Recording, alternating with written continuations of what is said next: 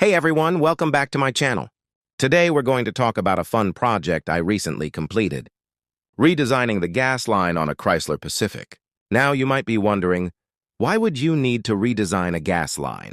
Well, let me tell you, it was a bit of a mess. The gas line was rusted, so it was leaking gas, and that's never a good thing. So I had to get out my special tools and redesign the whole thing. But don't worry, I'm a pro, and everything turned out just fine. In fact, it's now 100% good as new. Thanks for tuning in, and if you enjoyed this video, please don't forget to hit that like button and subscribe to my channel for more awesome projects and updates. Until next time, stay safe and keep on fixing.